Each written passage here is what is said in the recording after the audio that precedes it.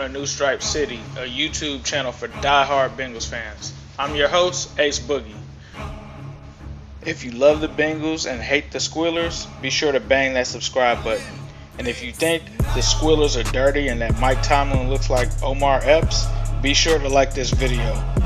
A new thing we'll try to do is shout out our subscribers at the end of every show, so be sure to subscribe and comment on this video with your name for a shout out. I'll also be starting the 3,000 subscribers Madden giveaway.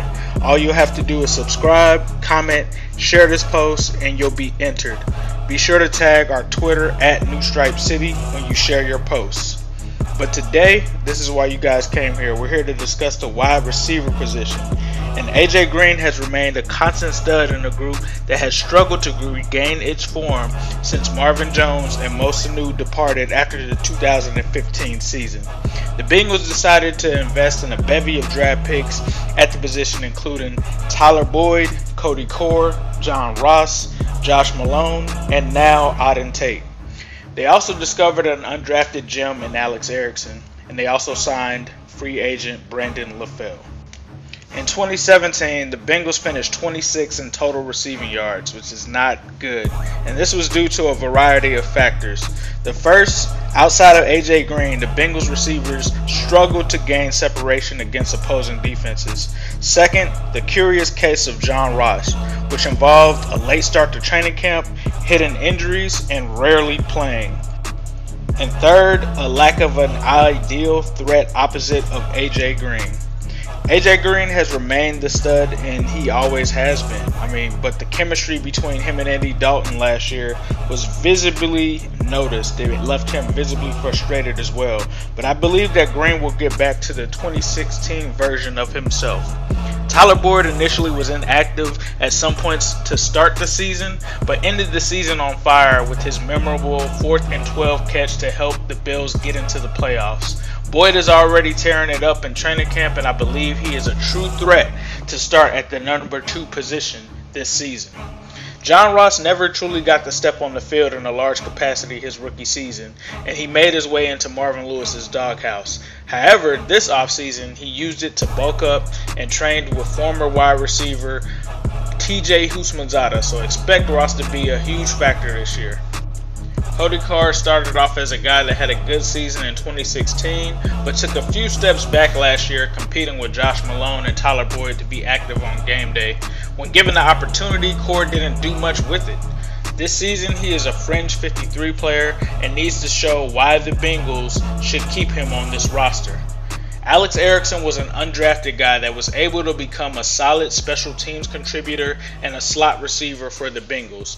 However, he's only really contributed on special teams and has been lost in the shuffle at the wide receiver position. He's also in the same spot as Cody Core and needs to prove that he could be just as good in the slot as he was on special teams. Brandon LaFell has been a solid option and a good leader for the young receivers, but he's failed to be a guy who can take complete pressure off of AJ Green. While he had a good year in 2016, he's looked at as the guy that's just in the way of the young receivers. With a lot of young receivers emerging this season, not only is his starting spot in jeopardy, but also his roster spot is also in jeopardy. Josh Malone was a guy that showed flashes last year of potential that caused the Bengals to select him in the mid-rounds of last year's draft. An early word out of camp is that Malone is tearing it up and could be a legitimate threat for snaps this season. Auden Tate is a new guy the Bengals drafted and received high praise from AJ Green, being compared to the likes of Brandon Marshall. Tate is not as explosive as his counterparts, but possesses great hands and at 6'5" has a great catch radius on jump balls. He's a guy who could impact the Bengals this year. Honorable mention at this position includes the electric Kermit Whitfield, who is similar to Andrew Hawkins, wide receiver Karan Wright, and Devontae Boyd. This season, the Bengals wide receiver core will be good due to the following reasons. Number 1, the young receivers will have another year of experience under their belts and will only be better this season. Number 2, Tyler Boyd and John Ross will both emerge as threats.